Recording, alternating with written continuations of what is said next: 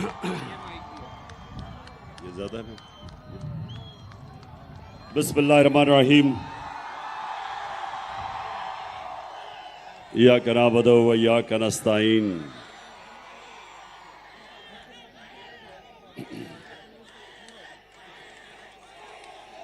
शुक्रिया। मैं सरगोदा यूनिवर्सिटी का शुक्रिया अदा करता हूं कि आज उन्होंने मुझे दावत दिया। तो मैं अब सबसे रिक्वेस्ट करूंगा कि खामोशी से आपने मेरी बात सुननी है, पसंद आई तो बाद में फिर नारे मारना। शुक्रिया शुक्रिया। अच्छा, अभी बस आया, सब पता चल गया, सुन ले आप मेरी बात। अच्छा देखें, मुझे पता चला कि जो गवर्नर पंजाब, सुन ले, आराम से सुनने, आज आपने मेरी बात, पता नहीं कब मौका मिलेगा फिर से आपसे बात करने का। मैं सबसे पहले गवर्नर पंजाब, जो चांसलर है सरगोदा यूनिवर्सिटी का, गवर्नर साहब जरा मैं आपसे मुखातिब हूं। अब सबके सामने, सरगोदा यूनिवर्सिटी के स्टूडेंट्स के सामने, मैं गवर्नर पंजाब से मुखातिब हूं। मैं सबसे पहला सवाल, गवर्नर साहब, कि ये आपको किसने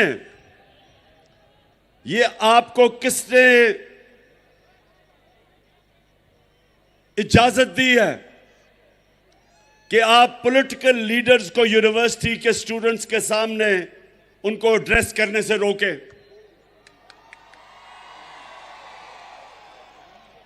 मैं ऑक्सफोर्ड यूनिवर्सिटी 3 साल था। ऑक्सफोर्ड यूनिवर्सिटी के लिए बड़े बड़े, सिर्फ बर्तानिया के पॉलिटिशियंस नहीं, इंटरनेशनल पॉलिटिशियंस इनवाइट करते थे, अभी भी करते हैं, और वो स्टूडेंट्स को एड्रेस करते थे। मुझे, जब से मैंने यूनिवर्सिटी छोड़ी, 3 दफा ऑक्सफोर्ड यूनिवर्सिटी ने मुझे इनवाइट किया है, बल्कि अभी फिर इनवाइट किया है कि मैं यूनिवर्सिटी के सामने आके एड्रेस करूं। तो मैं ये इस गवर्नर से पूछता हूं कि ये यूनिवर्सिटीज नर्सरीज होती हैं फ्यूचर लीडर्स के लिए। जो मुल्क के लीडर्स होते हैं वो आप जैसे नौजवान जो यूनिवर्सिटी एजुकेशन लेते हैं, आप फ्यूचर लीडर्स होते हैं। तो अगर आपके सामने पॉलिटिकल लीडर्स ना आके एड्रेस करें तो आपकी पॉलिटिकल तरबियत कैसे होगी? कैसे आपको पता चलेगा? आप अपना नजरिया कैसे बनाएंगे? कैसे आपको पता चलेगा कि लीडरशिप क्या होती है? क्योंकि आपने इंशाअल्लाह इस मुल्क के फ्यूचर लीडरशिप मेरे सामने बैठी हुई है। सो गवर्नर, खुदा के वास्ते इन चोरों की बातें ना सुनो जो ऊपर बैठे हुए हैं। इमरान खान को यह कौम 50 साल से जानती है, और मैं अपने फ्यूचर लीडर्स के सामने अगर आके बात करूंगा तो मुल्क की बेहतरी की बात करूंगा, इनकी बेहतरी की, इनकी तरबियत की बात करूंगा।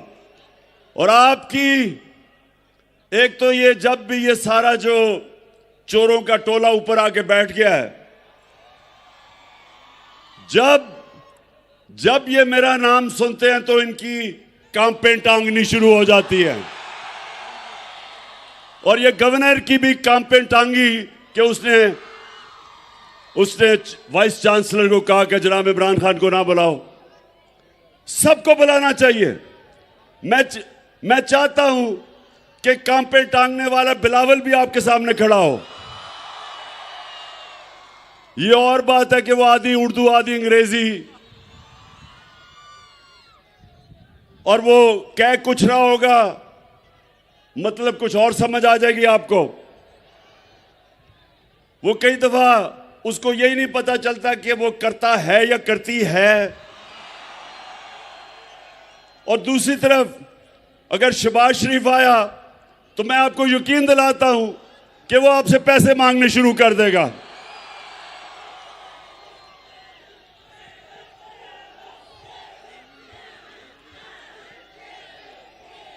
हाँ, और आप डीजल साहब को भी इनवाइट कर सकते हैं। यहां सबको आना चाहिए।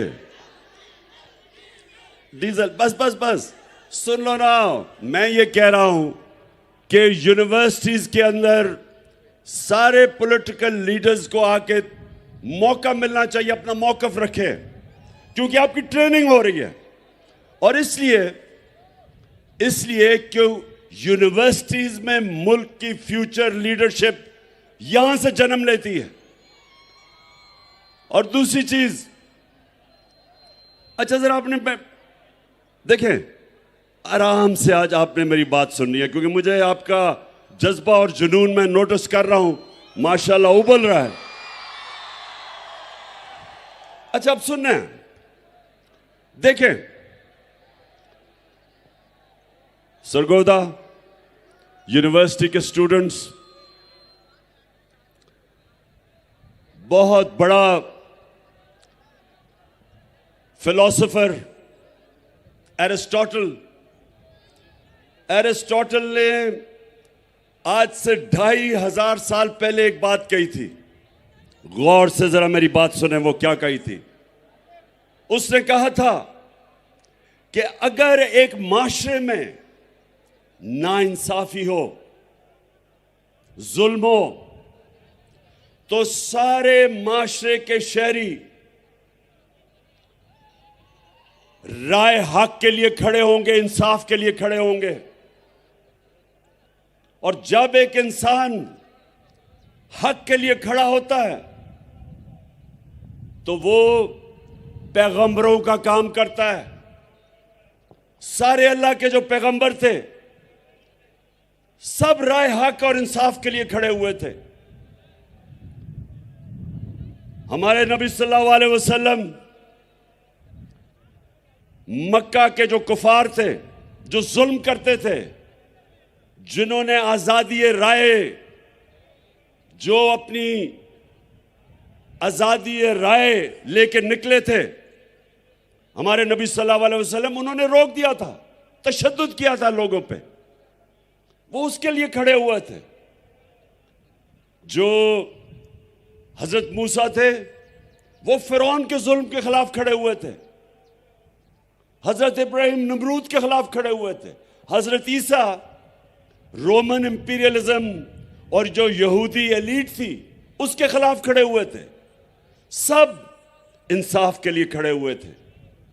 तो दो किस्म के पॉलिटिशियन हैं। एक पॉलिटिशियन है जिसको दुनिया हकारत से देखती है, अवाम का नाम लेके इक्तदार में आता है और उसी अवाम को लूटना शुरू कर देता है, झूठ बोलता है अवाम से। इनको लोग हकारत से देखते हैं। और दूसरा पॉलिटिशियन कायद आजम मोहम्मद अली जिन्ना। कायद आजम एक बड़ी ख्वाब इंसाफ के लिए, मुसलमानों के हकूक के लिए निकले थे कि हिंदुस्तान में हमें हकूक नहीं मिलेंगे, इसलिए वो निकले थे। 40 साल स्ट्रगल थी। इसलिए आज हम सब कायद आजम की इज्जत करते हैं कि उन्होंने अपने लिए सियासत नहीं की थी, हमारे लिए की थी। नेल्सन मंडेला, साउथ अफ्रीका में कोई सोच भी नहीं सकता था कि कभी भी खून के बगैर जो अफ्रीकन थे उनको आजादी मिलेगी, क्योंकि गोरों ने उनके ऊपर कब्जा किया हुआ था। अपार्थाइड रिजीम थी, गोरे ऊपर बैठे थे, नीचे गुलाम थे। तो नेल्सन मंडेला 27 साल उसने स्ट्रगल की, 27 साल जेल में गुजारे, लेकिन अपने मौकफ से पीछे नहीं हटा। और जब तक साउथ अफ्रीका रहेगा चाहे वो गोरा हो या काला हो, सब नेल्सन मंडेला की इज्जत करेंगे, क्योंकि उसने अपनी जात के लिए पॉलिटिक्स नहीं की। और हमारे नबी सल्लल्लाहु अलैहि वसल्लम, हम क्यों उनसे इतना प्यार करते हैं, हम क्यों इश्क करते हैं उनसे?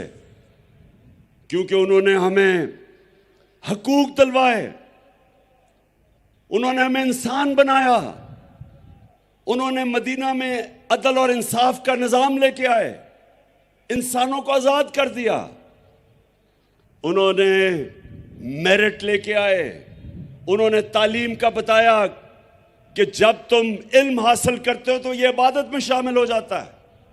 उन्होंने वो लोग जिनकी कोई हैसियत नहीं थी, दुनिया की इमामत की उन्होंने। वो अरब जिनकी हैसियत नहीं थी, दो सुपर पावर्स थे मशरिक और मगरिब में।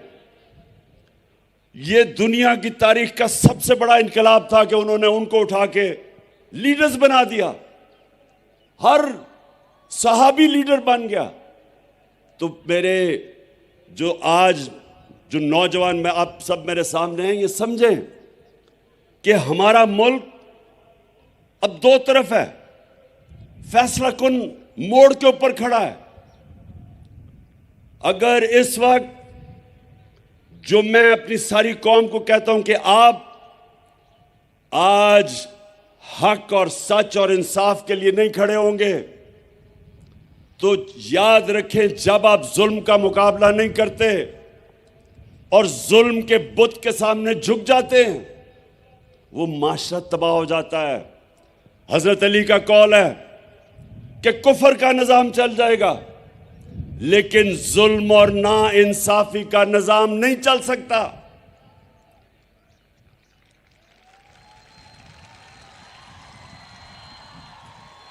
और जो मेरे दुनिया के सबसे अजीम लीडर, हम सब के दिलों का जो राज करते हैं, नबी सल्लल्लाहु अलैहि वसल्लम, 1500 साल पहले उन्होंने जो कहा था, मैं सब चाहता हूं ये बार बार मेरी बात याद रखना कि जो उन्होंने कहा था, उनकी जो हदीस है कि तुम्हारे से पहले बड़ी कौमें तबाह हुई, जिधर कमजोर छोटा चोर चोरी करे तो जेल में, और बड़ा डाकू जब चोरी करे तो उसका वो ना पकड़ सके जो मुल्क, उसको एनआरओ दे दे, वो तबाह हो जाता है। ये याद रखें कि आप आज अपने सामने मुल्क को तबाही की तरफ जाते देख रहे हैं, क्योंकि मेरे नबी ने कह दिया था कि जब आज जेलों में जाके देखें, सब गरीब लोग नजर आएंगे आपको। मुशर्रफ ने मुझे भी कोई चंद दिन जेल में रखा था, मुझे कोई बड़ा डाकू वहां जेल में नहीं नजर आया, सब छोटे गरीब लोग थे। और जब मैं असेंबली में गया तो बड़े बड़े नामवर डाकू मुझे पाकिस्तान की असेंबली में नजर आए। तो ये देखें,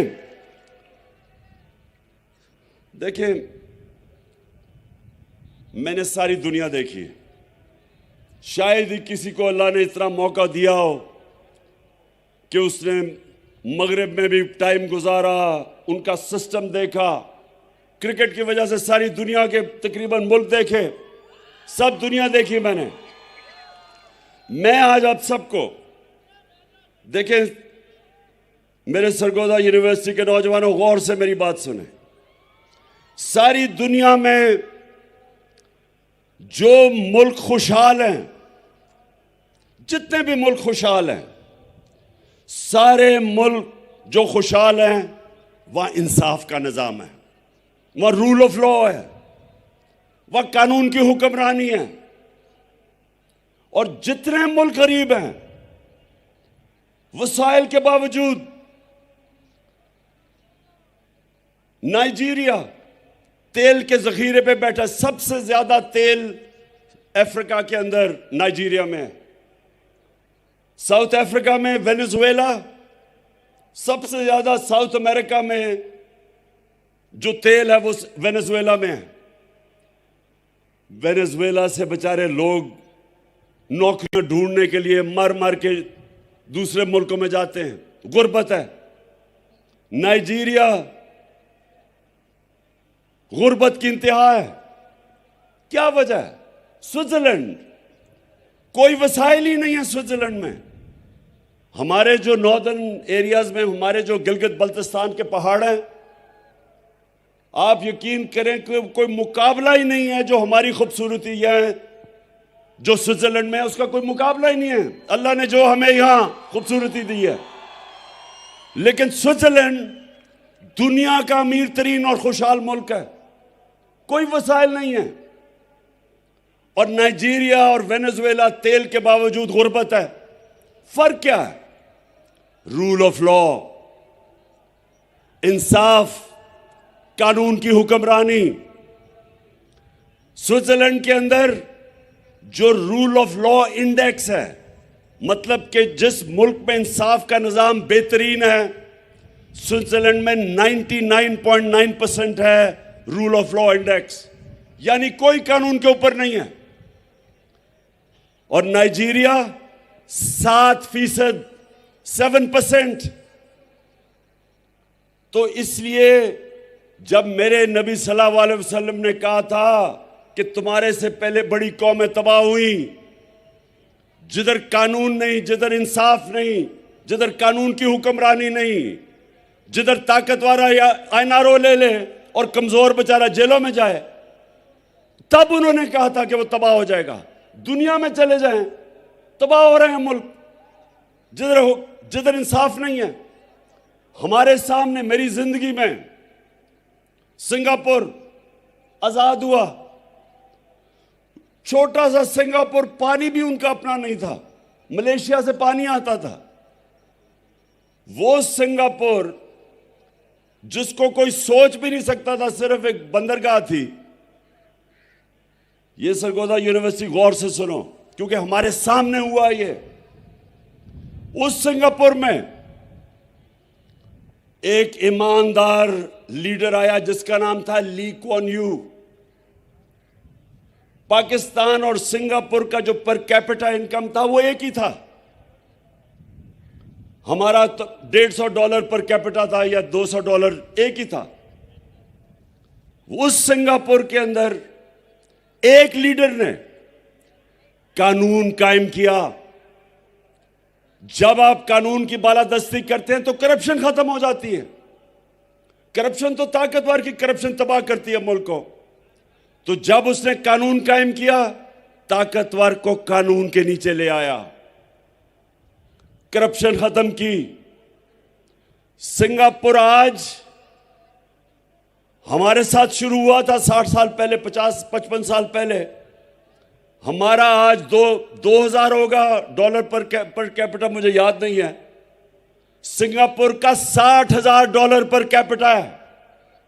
औसत आमदनी सिंगापुर में $60,000 है। वो मुल्क हमारा सारे वसाइल के बावजूद, हमें अल्लाह ने 12 मौसम दिए, जरखेज जमीन दी है, सोने के रिजर्व्स हैं, कॉपर के रिजर्व्स हैं। हमें अल्लाह ने वो टूरिज्म, हर चीज दी है उसने। और हमें देखे कि हमारा वो भी शहबाज शरीफ मांगने गया था, अमेरिका जी मुझे पैसे दे दो, मैं मजबूर हूं। वो वैसे अगर टेप है वो जरा चलाए, मैं जरा आपको जरा सुना दे बस। मैं इसलिए कह रहा हूं कि ये फर्क है। मैं सऊदी अरब से होके आया हूं, मैं यूएई के होके, अभी मैं तुर्की होके आया हूं। और मैंने उन भाइयों को कहा कि आप हमारे बड़े अजीम भाई हैं, हमेशा आपने हमारी मदद की। और मैंने यही कहा, जब मैं आया हूं तो आप समझेंगे शायद ये मांगने आया। मैं मांगने नहीं आया, लेकिन मजबूरी है। जिस तरह माजी में 75 साल में आपने हमारा हाथ उठाया है। मैं ये आपको सरगोदा देखें, हम अब ये देख रहे हैं कि हमारा प्राइम मिनिस्टर जब पैसे मांगता है, सारे मुल्क की इज्जत खत्म हो जाती है। बाहर जब आप जाते हैं, हरा पासपोर्ट लेके दुनिया में जब जाते हैं, तो आपको अलग लाइनों में खड़ा कर देते हैं। क्योंकि जो मुल्क दूसरे मुल्कों के सामने हाथ फैलाता है, जिस तरह जो आदमी दूसरे आदमी के सामने हाथ फैलाता है, इज्जत नहीं होती, कौमी गैरत खत्म हो जाती है। तो मैं जो आज आपको खास तौर पे, मैं सरगोदा यूनिवर्सिटी खास तौर पे जो मैं आपके पास आया ये बताने के लिए कि देखें, अगर हम ये समझते हैं कि ये मुल्क चल जाएगा, कि जेल भरे हों बेचारे गरीब लोगों से जो मजबूरी में चोरी करें, बेरोजगारी में, आजकल जो बिजली के बिल हैं वो कौन दे सकता है, तो मुश्किल में जो चोरी करें वो जेल में, और जो बड़े बड़े डाकू अरबों रुपए की चोरी जिन्होंने की हो वो दंदनाते फिरे हैं, प्राइम मिनिस्टर बन जाएं। ये जो, अब जरा सुने, ये आपके लिए मैं सिर्फ बता रहा हूं, सरगोदा यूनिवर्सिटी ये पॉलिटिक्स नहीं है, ये हमारे मुस्तकबिल का फैसला होने जा रहा है। अगर एक मुल्क का प्राइम मिनिस्टर उसको बनाते हैं जो 16 अरब रुपए की, वो और उसका बेटा, उनको चोरी में अंडर ट्रायल होते हैं, इनको सजा होने वाली थी, 16 अरब रुपए की FIA का केस कि इन्होंने चपरासी, मकसूद चपरासी और इनके नाम पे 16 अरब रुपया लिया, 1600 करोड़ रुपया, उसको प्राइम मिनिस्टर बना दें। वो इसहाक डार जो रिटन, सुने जरा, इसने रिटन एफिडेविट दिया हुआ है सन 2000 में मैजिस्ट्रेट के सामने कि मैं शरीफ खानदान के पैसे चोरी करके लंदन भेजता था, मैं मनी लॉन्ड्रिंग करता था, कन्फेशनल स्टेटमेंट है इसकी। उसको फाइनेंस मिनिस्टर बना दे, यानी बिल्ले को बैठा दे दूध की हिफाजत करने के लिए। और आसिफ जरदारी, उसके ऊपर किताबें लिखी हुई हैं चोरी पे। उसके बाहर एक किताब है कैपिटलिज्म अकिलीज हील, वो किताब रेमंड बेकर ने लिखी हुई है कि कितनी चोरी इसने और नवाज शरीफ ने की।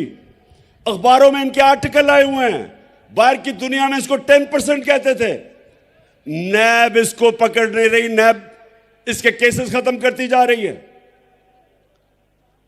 उधर अभी सिंध का गवर्नर बनाया है, वो जरा सिंध का गवर्नर देखे और मौला जट देखे, कोई फर्क नहीं आपको नजर आएगा उसमें से। यानी वो लोग जिनको जेलों में डालना था, वो 60%, ये जो कैबिनेट बनाई है 60% कैबिनेट जमानत पे है, बेल पे है, चोरी के केसेस है इनके ऊपर।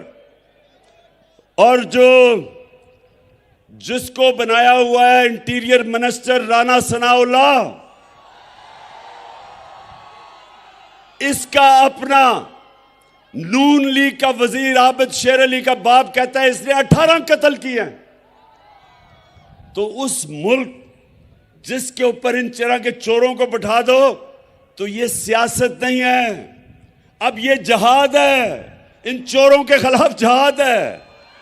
और ये नौजवानों ये याद रखें कि एरिस्टोटल ने तो कहा था 2500 साल पहले, लेकिन अल्लाह ने कुरान में हमें हुक्म दिया है, अल्लाह ने हमें हुक्म दिया है अमर बिल मारूफ व नही अनिल मुनकर, कि अच्छाई के साथ खड़े हो और बुराई के खिलाफ खड़े हो।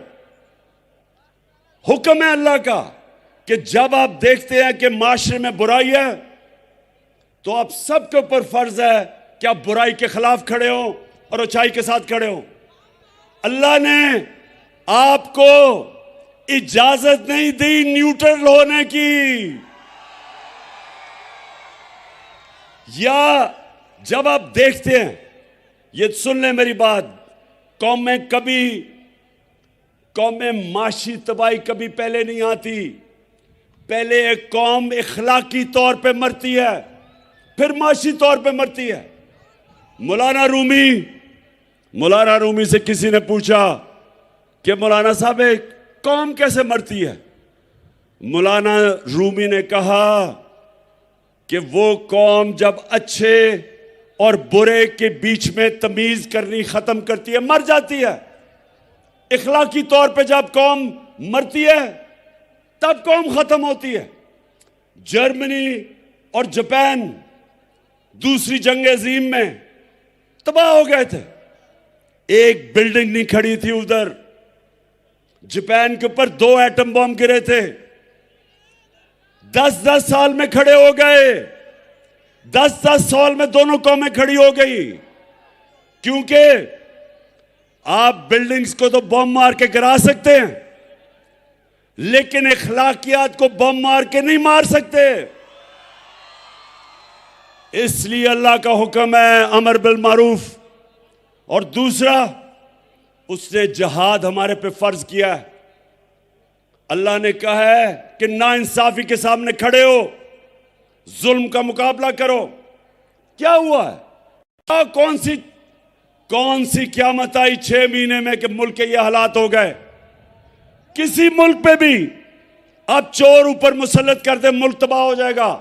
आपको दुश्मनों की जरूरत नहीं है। और हम आज सारी कौम एक तरफ खड़ी हो गई है, और ये जो चोर है ये एक तरफ खड़े हो गए हैं।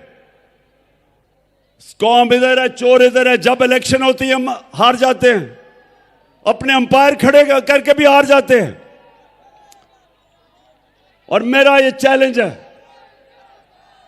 मेरा सरगोदा यूनिवर्सिटी आखिरी 2 बातें करने लगा हूं आपसे। देखें, अब आखिरी 2 बातें। एक आप सब ने मेरे से वादा करना है। अभी नहीं, बात तो करूं। आपने सब ने हाथ उठा के एक मेरे से वादा करना है कि आप सब हमेशा जुल्म और नाइंसाफी के सामने जिहाद करेंगे, झुकेंगे नहीं। और दूसरा, सरगोदा यूनिवर्सिटी, दूसरी बात, मैं आप सबको पता होना चाहिए कि आप अल्लाह की सबसे अजीम मखलूक हैं, अशरफुल मखलूकात। अल्लाह ने हम सब के अंदर सलाहियत दी है। अल्लाह ने हमें सब में सलाहियत दी है कि हम जो चाहें हम बन सकते हैं। हम सब में सलाहियत है। ये याद रखना कि इंसान हर काम कर सकता है, सिर्फ एक शर्त है कि जब वो किसी ख्वाब के पीछे जा रहा हो, जब वो अपनी ख्वाब के पीछे जा रहा हो, एक शर्त है कि जब बुरा वक्त आता है आपने हार नहीं माननी, क्योंकि इंसान हारता तब है जब वो हार मान जाता है। सब जो मैंने क्रिकेट में एक सबक सीखा था, सबसे बड़ा सबक मैंने ये सीखा था कि आखिरी गेंद तक मुकाबला करता है वो चैंपियन होता है। तो आपके सामने वो आदमी खड़ा है जिसको कभी हार हरा नहीं सकती। मैं ये पीडीएम के चोरों को आज मैसेज देना चाहता हूं, क्योंकि मैं इनको पॉलिटिशियन नहीं कहता, मैं इनको चोर कहता हूं। क्योंकि अल्लाह का हुक्म है कि अमर बिल मारूफ, सच को सच कहो, हक को हक कहो, अच्छाई को अच्छाई कहो, बुराई को बुराई कहो। ये वो लोग हैं जो लूटते हैं मुल्क को 30 सालों से। मैं इनको पॉलिटिशियन नहीं कहता, मैं इनको चोर कहता हूं। तो इंशाअल्लाह आपका सरगोदा यूनिवर्सिटी, आपका कैप्टन अब इनका मुकाबला करेगा, और आप सब ने मेरे साथ टीम बना। पाकिस्तान जिंदाबाद। अच्छा, और एक वाइस